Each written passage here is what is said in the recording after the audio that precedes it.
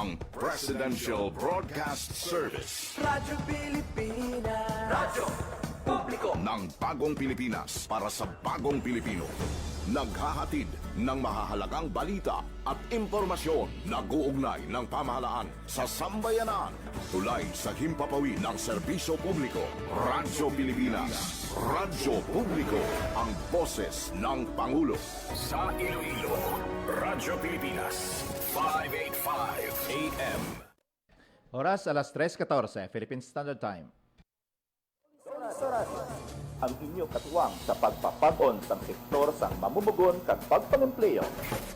Isa ka oras sang talakayan sang mga kasuguan na inyo dapat mahilaluan. Alas 10, tubtob alas 11 sa aga, tagsa ka Sabado, diri sa Radyo Pilipinas, Iloilo. Doli sa radyo.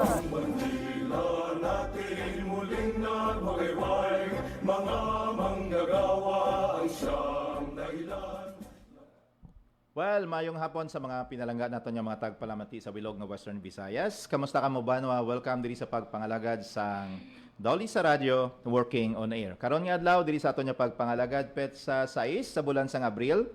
First Monday of the month, and of course, bago lang kikita na lumbusan sa ginatawag nga Lenten season, kagamo ini ang mga tinion kung sa diin na-renew no, ang aton nga spiritual life and commitment sa aton sini nga mga trabaho, kunara ka man sa publiko kag sa pribado nga sektor.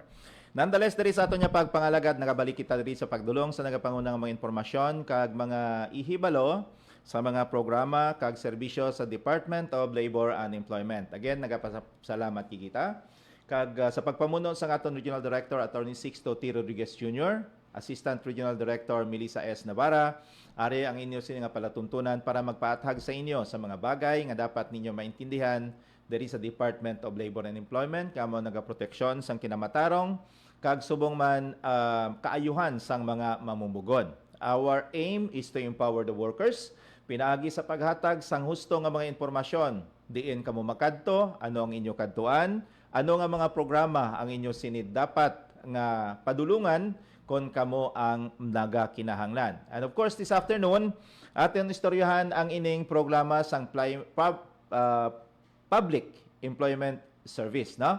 Ining ginatawag naton nya PES, kay manti kapamangkot kamo ano ba lang mandate sang Department of Labor and Employment. So isa na dira, syempre, ang pag-generate sang ginatawag naton nya trabaho para sa aton sining mga workers kag subong man wala pa sang trabaho. So isa ina karon ka dapat nato mahibaluan. And if you know na kung ano bala ang ining programa sa Department of Labor and Employment, at least makagiya kita sa inyo kung diin kamo padulong kung nagakinahanglan kag nagapangita kamo sa trabaho. Ano bala ang kaayuhan nga mahatag sini sa aton? Kag subong man, ano bala ang maamot sini sa aton sektor sang mga mamumugod. So sa aton nga pagbalik, aton karon istoryahan ang Public Employment Service sa Department of Labor and Employment upod diri sa aton nga bisita. Oras sa aton nga pagpangalagad, just 7 minutos na nakalipas sa takna ang alas 3. Stay with us.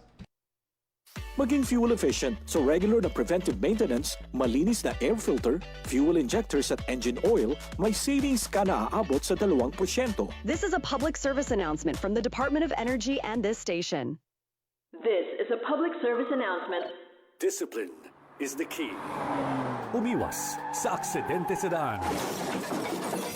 Ang pagmamaneho ay may kaakibat na responsibilidad, hindi basta mapaandar lang ang sasakyan. Kilatisin ang sarili, ang kahandaan sa manibela, siguruhing inyong konsentrasyon ay hindi magagambala. Importante rin na ating laging isipin, init ng ulo ay huwag pairalin, bagkus kaligtasan ng lahat ang siyang dapat unahin. Isang mahalagang paalala mula sa Presidential Broadcast Service at Radyo Pilipinas, Radyo Publiko, 738. This is a public service announcement. Public service announcement from PBS, Presidential Broadcast Service at Radyo Pilipinas, Radyo Publiko, 738. Maging fuel efficient sa wastong pressure ng gulong at pag-set ng thermostat ng aircon sa katamtaman o hindi bababa sa 22 degrees Celsius. May savings ka na aabot sa 5%. This is a public service announcement from the Department of Energy and this station. Time to celebrate kulturang Pinoy, tradisyon, musika, sining, literatura at iba pa. Anything and everything fun and Filipino. Ito ang Pinoy Kultura. Isa sa mga napakagandang alaala nung bata pa ako was visiting Luneta, running around the well-manicured park, staring up at the Rizal Monument, wondering sino kaya siya at bakit may memorial siya. Yung higanteng relo. Aba, I made sure to pull my parents so I could stare at the floor clock. I couldn't even read the time then pero tuwang-tuwa pa din ako. At eto ang mas nakakatuwa sa Luneta, we didn't really need money to enjoy the park. It was for free. Namamasyal pa sa luneta nang walang Yan ang Pinoy Kultura because our culture is cool. Maging fuel efficient. Panatilihin ang takbo ng sasakyan sa speed limit o 60 to 80 kilometers per hour at gamitin ang cruise control sa mga highways. May savings ka na aabot sa 15%. This is a public service announcement from the Department of Energy and this station. Ang violence against women and their children o VAUC ay isang krimen at hindi isang pribadong usapin lamang.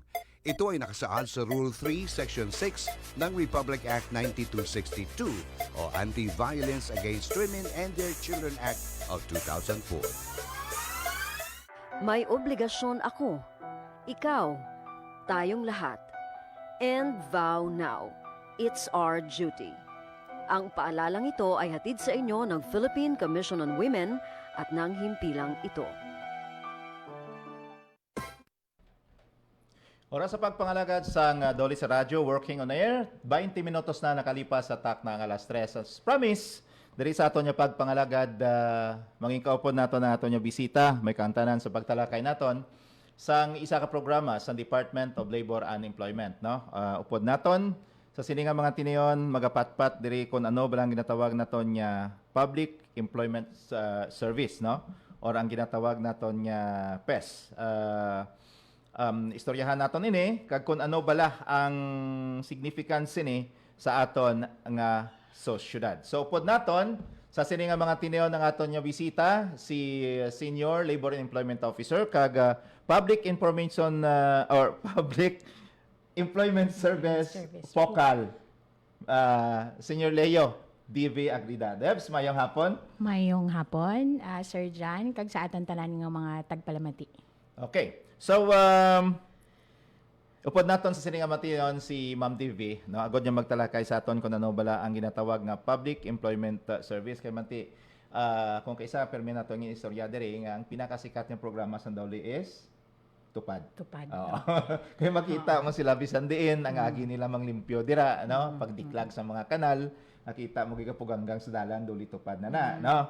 Pero diri sa aton ang mandate sang Department of Labor and Employment amoy ning public or ang employment service gid, no? So ano bala ang ginatawag naton mga Public Employment Service? Okay, ang Public Employment Services actually hindi lang ni siya isa lang ka programa.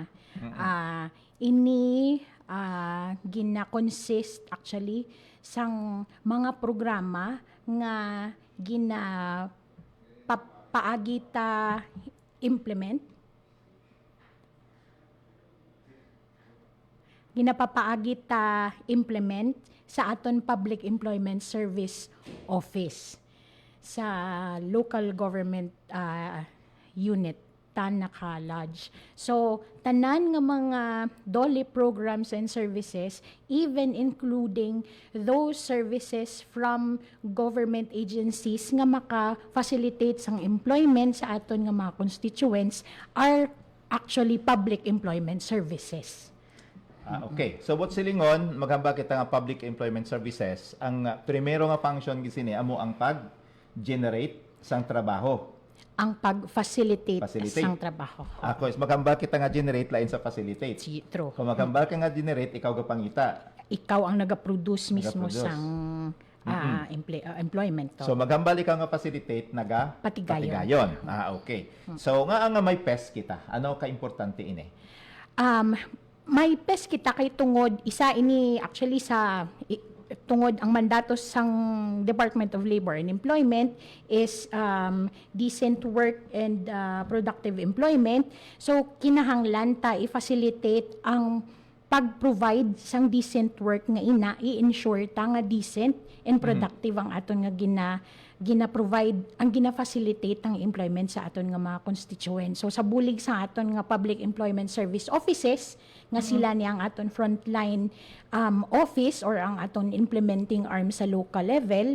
So gina-regulate ta kon kag gina-oversee ta nga dapat ang gina-provide ta nga trabaho is wala naggalapas sa mga layi sang aton nga labor code. Okay, so decent employment, no?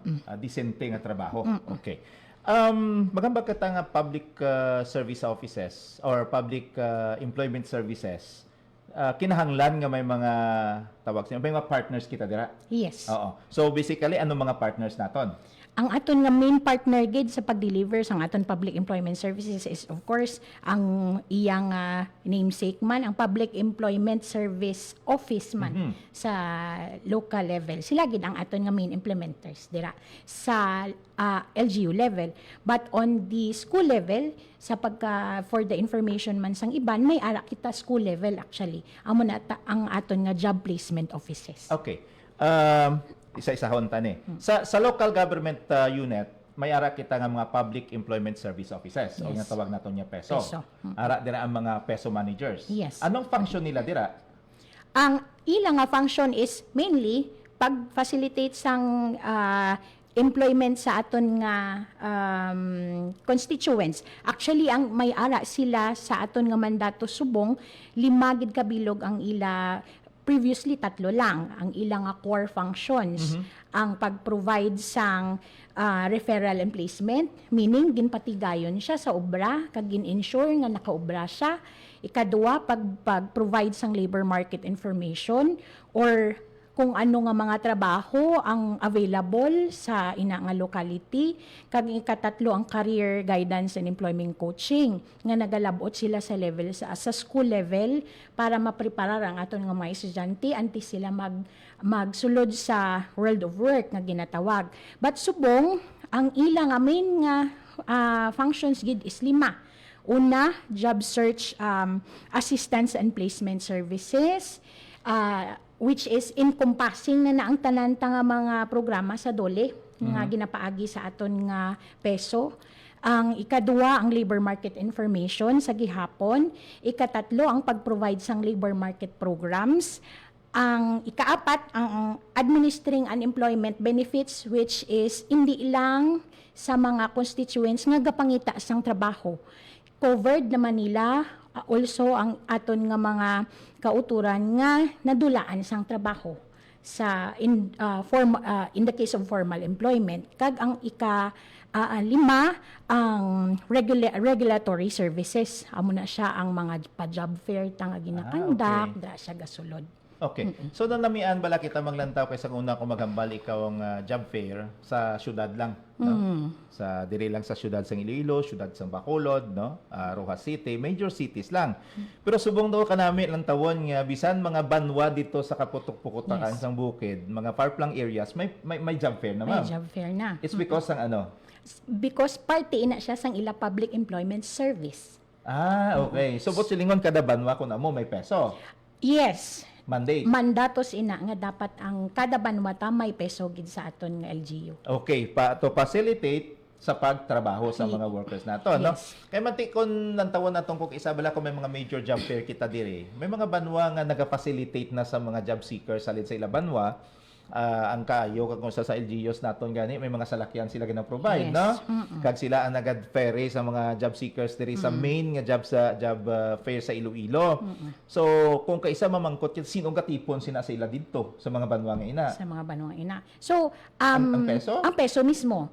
So kay may asosasyon man sila sa taga probinsya nagahinugpong man sila kung paano ma-facilitate ang ina nga job fair sa ina nga LGU. Yes, no. Amo nang beauty sa ginatawag nato nya Public Employment Service Office sa mga local government unit kaysa una sang wala ini mansig-mansig ang mga bata, no? That even impormasyon nga man job fair dito sa syudad, wala sila kabalo. Pero subong iya makalabot na sa ila ang ina nga mga programa sang public sang DOLE actually.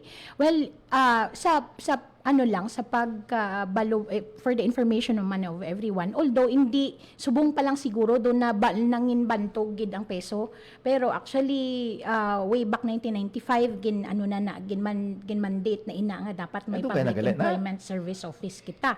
O galing kay subong na kay tungod sa volume sang kag naga-expand man ang aton labor market, nagadamo ang programa nga pwede ma-avail sang aton nga mga constituents nga pwede nila ma-access paagi sa formal employment and even informal employment na mainstream man siguro, napabutsyag man sa kadamaan ang kaimportante sang public employment service kag nangin known man siya sa aton public. So, and because sa sining peso man nakita naton niya ang mga employer nga diri sa syudad, no?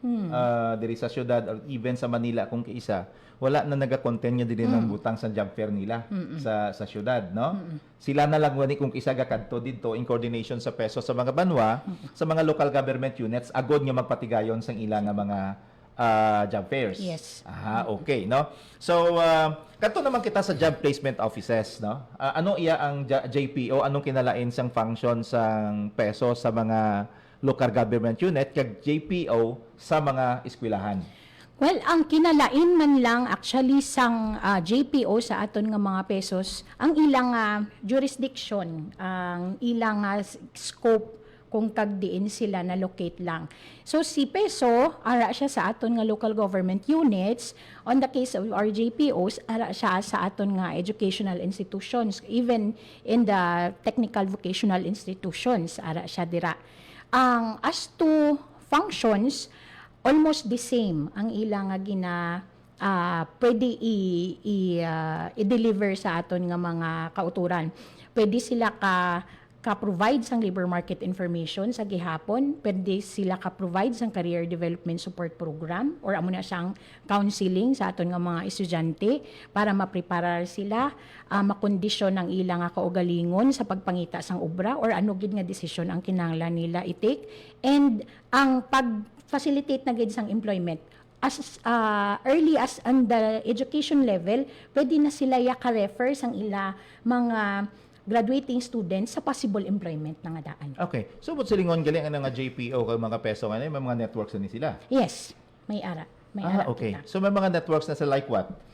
Sa aton nga regional office, may ara kita nga Federation of Public Employment Service Office Managers of the Philippines, amo na in Western Visayas Incorporated, amo na siyang Peso MP Incorporated, and may ara man nga counterpart ina sa kada probinsya, although hindi pa sila may ara sa mga naka-federated na gid, pero at least organized na ang tanan sa aton nga mga pesos. Okay. So, what silingon gali, hindi lang gina-confine sila sa pag-facilitate nga makatrabaho ang mga workers naton, pero may mga functions man sila like pag-edukar. Yes. Oo, pag-edukar sa mga workers naton, kaya subong man sa mga estudyante before they jump into the world of work. Yes, may okay. ara. So, guidance counseling, dala pa na sa mga kayo?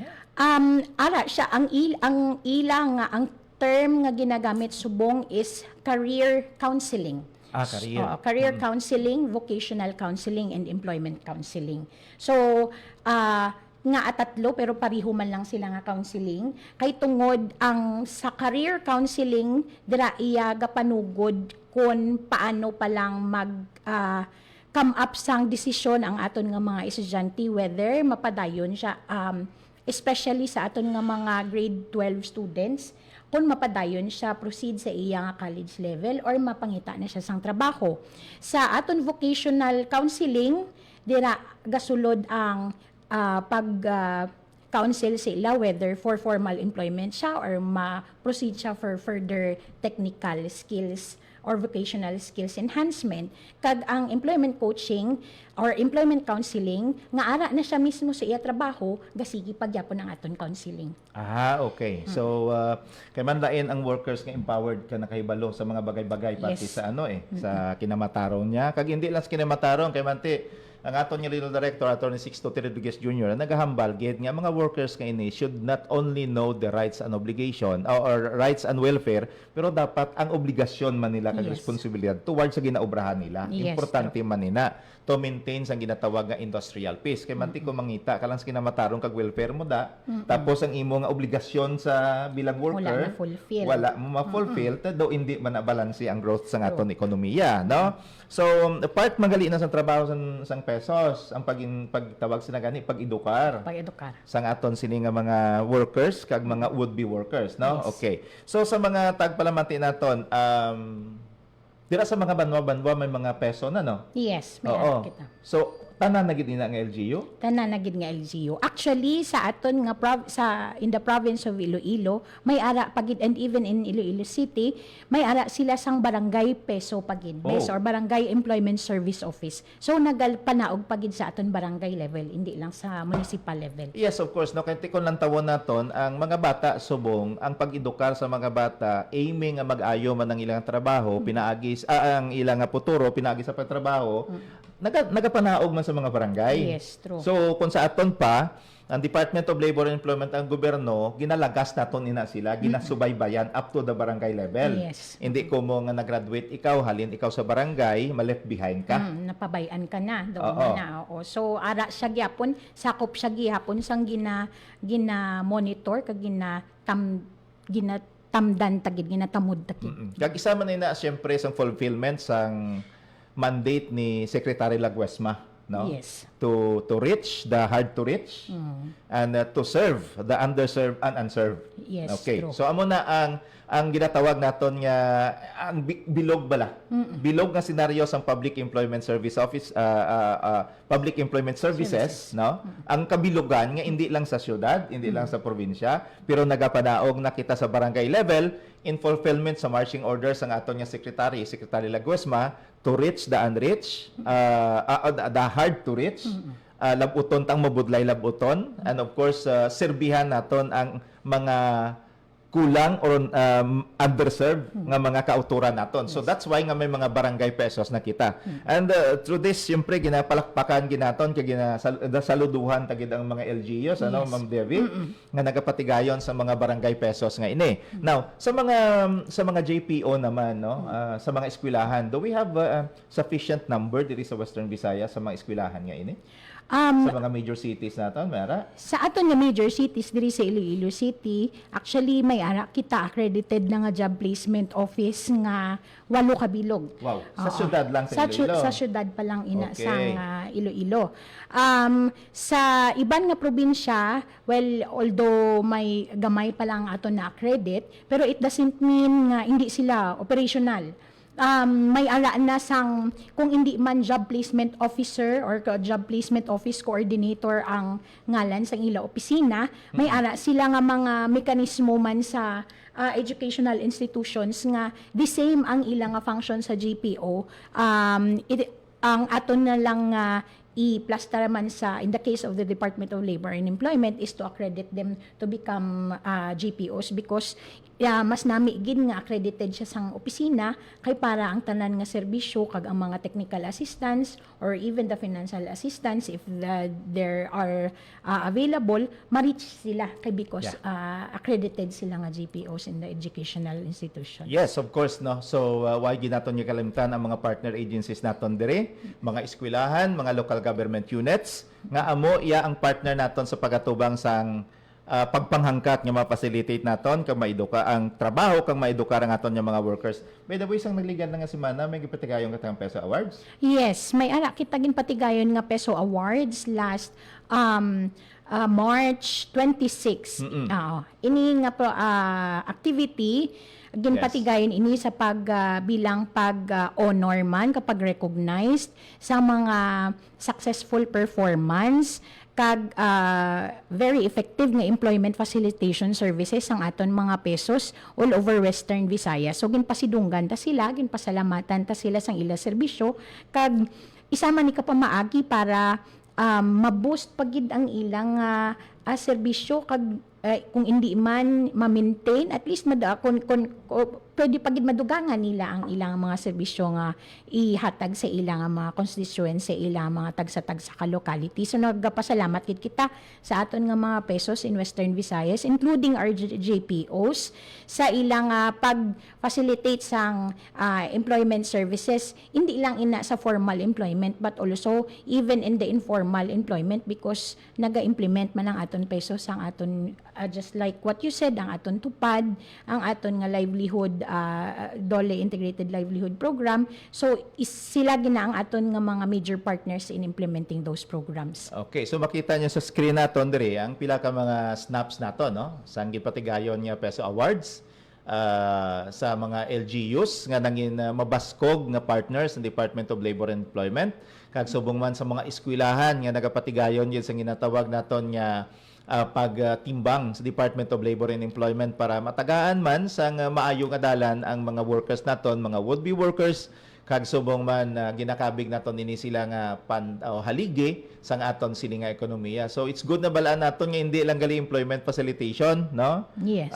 Sa tupad, sa livelihood, kag kung ano pa nga mga programa sang DOLE, ara gid ang aton sini nga mga peso officers. So that's why nga sa pagpamuno sa aton Regional Director Attorney Sixto T. Rodriguez Jr., ginahaboy ginaton naton nya kalo bilang pagsaludo sa mga partners ng Department of Labor and Employment, no, sa mga LGUs kag subong man sa mga eskwelahan nga ini nga nagbuligid sa aton all through the years since 1995 nangin partners ng Department of Labor and Employment sa pagpatuman sa mga programa nga ini. And of course ining Peso Awards is one of those nga gina-recognize ginaton sila, but of course ang tutuon niya kalipay gid sini sa ila syempre ang serbisyo nga mahatag nila sa ila nga mga kasimanwa.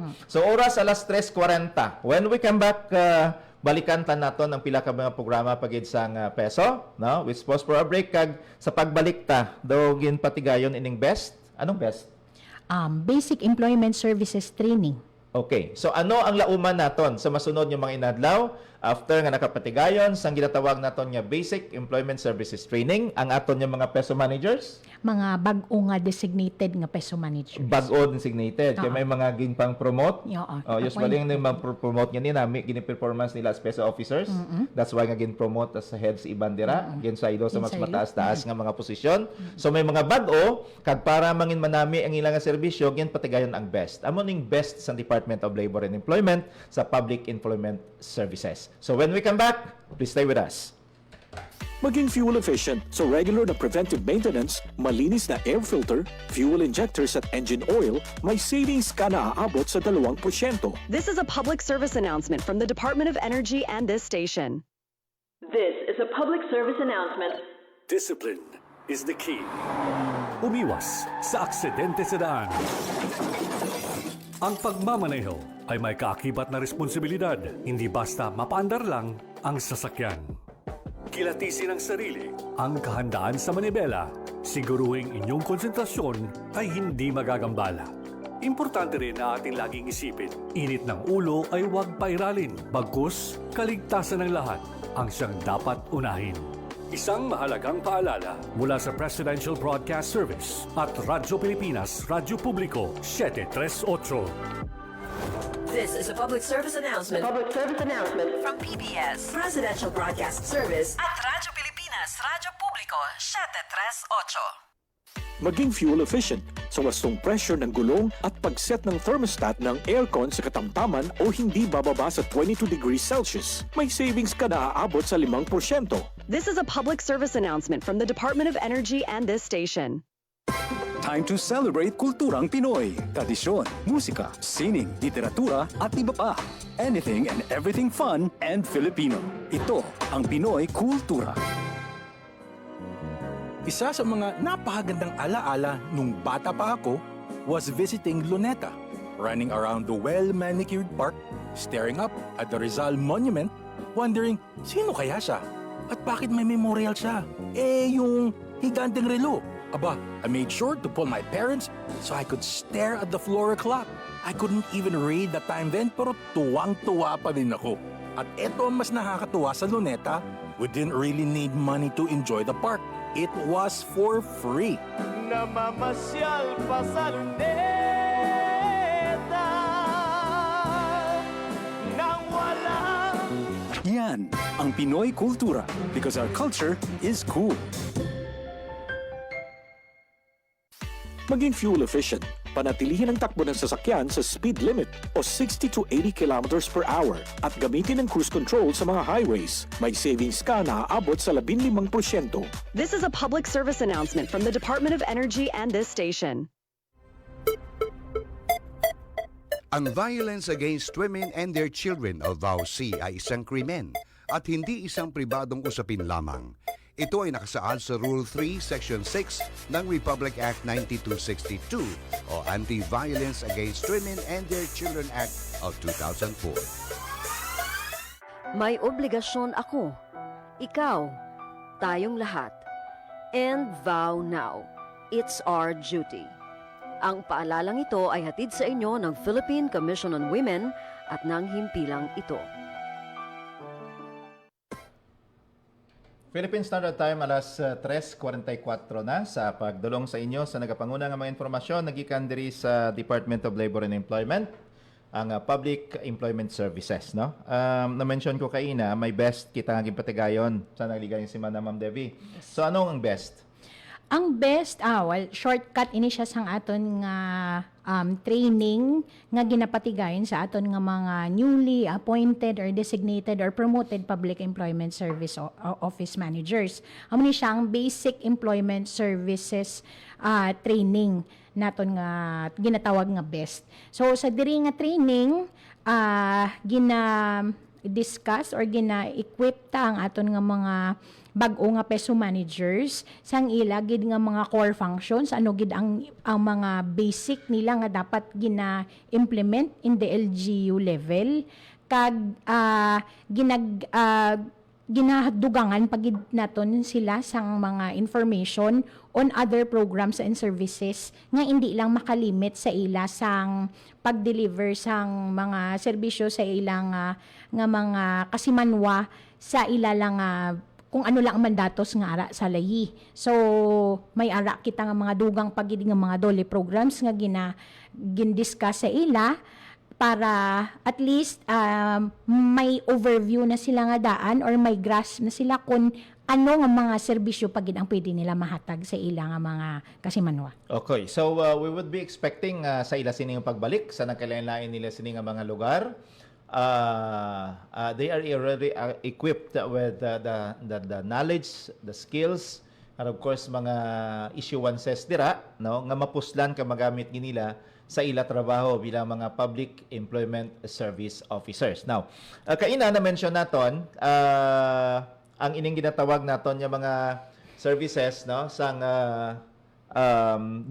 sa Department of Labor and Employment nga sandigman, no, sa performance sang Public Employment Service Office naton.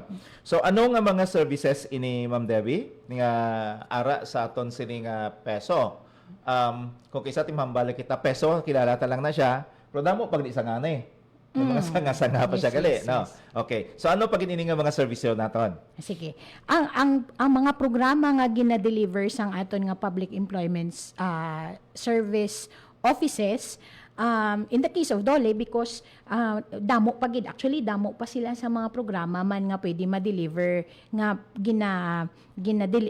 ginakuha man sa iban nga mga government agencies. But in the case of Department of Labor and Employment, sila ang aton major partner in implementing first, of course, the special program for employment of students. Amo ni siya ang programa sa aton nga mga youth, poor but deserving youth students nga pwede sila kapang-empleyo while they are having their summer break. or Christmas break. So amo ni siya ang aton nga isa ka programa nga major DOLE programs, one of the major DOLE programs nga gina-implement sa aton nga Public Employment Service Office. Another is of course the Government Internship Program nga or GIP for those naman nga mga aton nga mga constituents age 18 to 24 nga gusto try makakuha sang employment employment experience sa government. So amo ni siyang isa ta ka mga ginapatigayon nga programa paagi sa aton nga Public Employment Service. Of course, also the job fair, ang mga job fair ta nga gina-conduct sang aton nga mga pesos, also the Job Start Philippines program, pero galing we only have 4 LGUs nga nag-implement sini for at the moment. So ang Job Start Philippines program naman ini siya amo ni siya ang programa ni DOLE nga may katuyuan nga mapalipot ang paghulat sang aton nga mga bag-ong graduate sa ginatawag nga NEET or Not in Employment or Education or Training. So wala gid sila sang nagahulat, hindi pa sila kabalo kung anong ila nga obrahon. So for the meantime hindi pa sila ka-decide, naga-provide kita sang Job Start Philippines program para earning sila, productive sila, and at the same time, ginagaidan sila kung anong ilang mga possible employment paths or career paths nga pwede i-take. Also, ang nabi pa sa job start ngayon ni Ma'am Debbie, kay man kung kaisa, kung makursunadahan, kada ka nanamian ang imong, ano ganit tawag sila? Gina-trainingan ba lang company? Yes. Ang diin ka nagakuha sang technical training. Yes, oo. Gina-absorb ka na lang nila. Yes. Oo. So, why ka pagkatapos training mo, assured ka na makobra ka. Okay, sige. And also, ang aton nga Career Development Support Program, which is amo ni siya ang hambal takagina nga nagaedukar sa aton nga mga estudyante kung ano ang ilang career path nga dapat pilion kay because ang aton gid nga gina-address diri is hindi ta pagpadamuon ang numbers ang aton nga mga job skills mismatch nga mga estudyante kag ang ending nila hindi sila kadugay sa trabaho kag end up sila gyapon nga wala sa trabaho or mga unemployed. And ang last so amo ning nagag-guide sa mga nagapangita sa trabaho kung ano ang trabaho o anong trabaho nga santo sa skills nila. Yes. Oo. Kay manti kon may jobs and skills mismatch, though hindi kita makalaom siguro sang productivity dira. May ala sa job kung kung may mismatch, may ala kita sang placement sa gihapon May nagakakuha gyapon sang trabaho. Ang ano lang gid is how long siya nga magtinir sa nga trabaho. Kung baga hindi angkop. Hindi angkop. Oo. So sa Career Development Support Program, amo na ang programa nga naga-guide. Yes. Para nga kung anong skills mo, amo ning santo gid nga trabaho para sa skills mo. Yes. Base man sa available nga jobs nga gina-offer sang aton nga market sa economy sa aton locality. Yes, oo. Kung depende sa industry man nga dominante ri sa aton. Yes. Ang ginatawag man naton nga KEGs or Key Employment Generators, no? So kung ang aton diri nga Key Employment Generators amo din nga industry, dapat ang mga workers naton skills man or skilled man sila para sa industry nga ina. Yes. Okay. So para hindi na sila magpalayo pa. Kag kung makatrabaho na sila dira, matinergid sila. Kaya ang skills match nila, sila. Match gid match na. Okay. So the relationship man gali na. Yes. So nga dapat i-match mo sila. May hugot pa. Anyway, ang last is actually hindi ni siya DOLE regulated program but isa ni siya sa mga serbisyo nga pa-implementa sa aton nga mga pesos amo ni ang assistance to first time job seekers. Kadira ginamhalin sa ila mo, no? Yes, sila ma-facilitate sa pagkuha sang certification sa barangay level. Yes. So okay.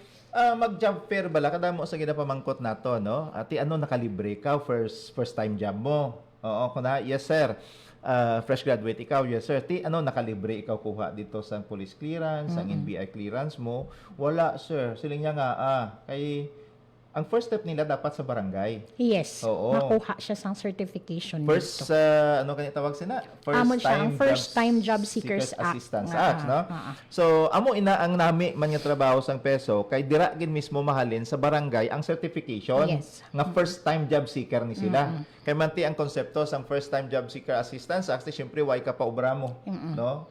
Ika magawad ka sekpa mo. Ano pa nagawad mo da? Mga NBI NBI clearance, police clearance. Security paper mo sa PSA, no? Ang bisan ng isat yo gani naga-intra na diri Oo, wala na sila panukot, no? Yes. By the way, ang guest speaker mo kay no speaker to sa nagligad niya Peso Awards si sino gani? Si Dr. Raul Muyong. Siya isa sang pinaka-maayo nga presidente nga naghalin diri sa ISATYO, no? Yes. Si Dr. Raul F. Muyong. So, ang first time job seekers sa akin do kadamo sa mga agencies dira nga nag-intraged, no? Actually, ang tanan nga agencies nga ginahalinan sa mga pre-employment requirements Yes. bala. So, dapat i-observe ni nila once nga may ipakita ang aton nga mga first-time job seekers ang barangay certification nga indeed first-time job seekers sila, i-accommodate sila kag ipa-facilitate ang pag-issue sang ilang kinahanglan nga requirements free of charge. Mga kung ikaw mag-apply nga bag-o ka pa lang, mga pila, dako magkauno na siguro, ba? Kasi mga 5,000 siguro. Ay labot sang fees nga daan, pamliti mo pa mo. Yeah, oo, balik-balik ka pa. Pero Yes. kung pag-abot mo to, amo nang ang logic behind kung nga first time job seekers akita, parang hindi nga masakitan ang ginikanan kag mismo ang nagapangita. Kay kadamo sang istorya nga nabatian naton dira nga, uy, ngaway ka to maglakhat to. Hindi, may pliti pero wait nagbayad. True. Na, may pliti wait tinugbayad. Di kung kaysa ang gutom mo panyaga mo, masapar-sapar mo pa na. Pero ti kung why kay nagbayad dito sa mga agency kay first time job seeker kay imuya, kundi kung kaysa hindi ka na lang maglakat, no? Pero kung mo nga may first time job seekers act kita, nagahatag ini isang bulig para sa mga bagong graduate, especially sa mga pigado, nga hindi na magastuhan ang ilang mga ginikanan nga magproblema. Kag dire na sulod man ang isa ka maayo gid niya nga contribution sang peso.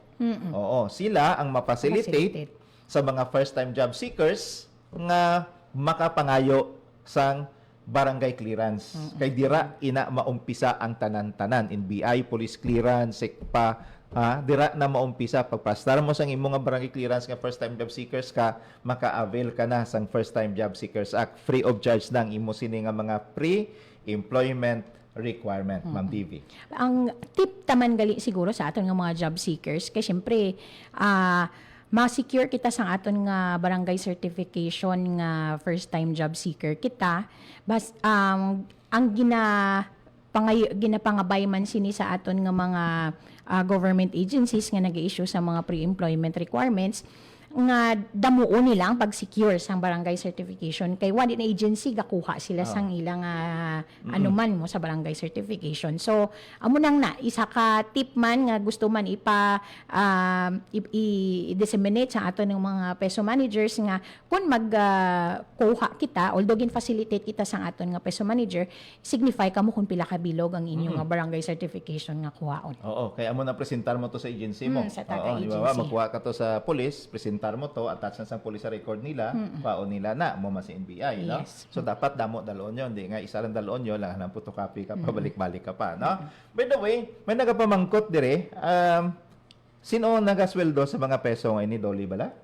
Ang aton nga mga pesos or peso managers ara gina sila sa local government units. So kuhaon ta man ni ang chance nga i-clarify, although yes ang aton nga implementing arm sa local government unit isang aton nga pesos, but they are not directly employed or hindi sila empleyado sang aton dole para klaro lang ang mga misconceptions kung kaisa sa aton nga mga kauturan. si Peso may ara sa iyang actually some sort of autonomy sang iyang pagpamalakad sa pag-deliver sang employment services niya. Ang aton nga ginahatag nga guidance lang on the part of DOLE is ang technical assistance kag kung ano nga mga programa ang pwede ma-deliver in the local level because ang employment services nga ginapatigayon nila nagahalin sa aton nga mga programa. Okay. So lastly, no, anong legal foundation sang sining Peso? Ang aton nga legal foundation is ang Republic Act 10691.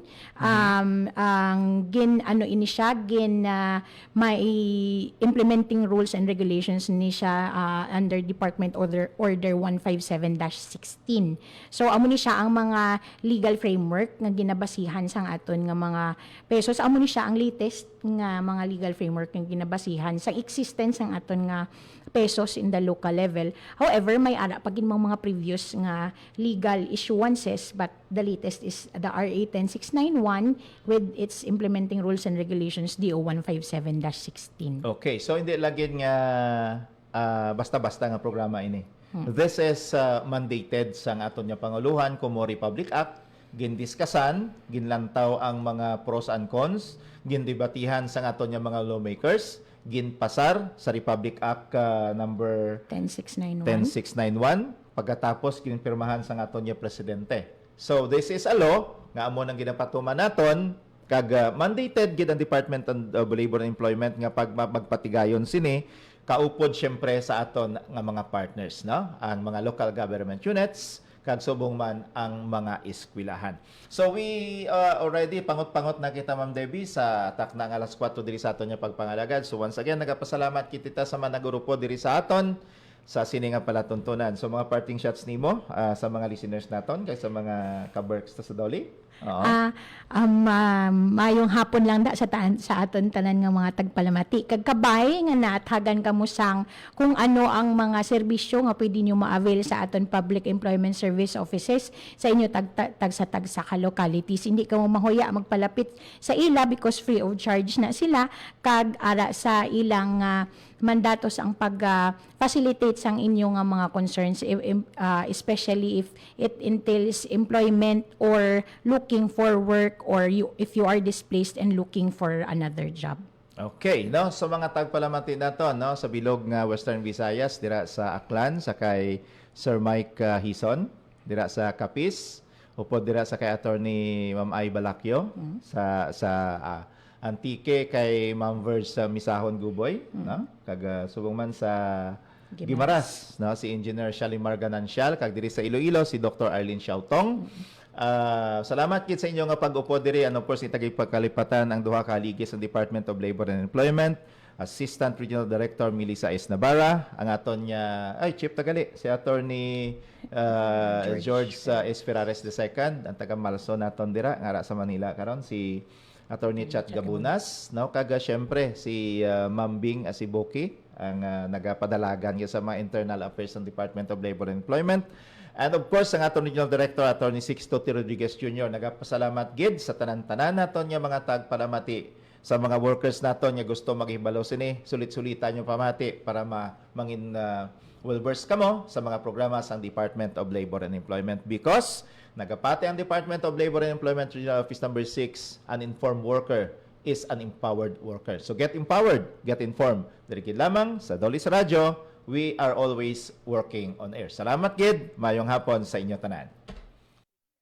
Ang inyong tulay sa himpapawid ng serbisyo publiko, ang Presidential Broadcast Service, Radyo Pilipinas, Radyo Publiko.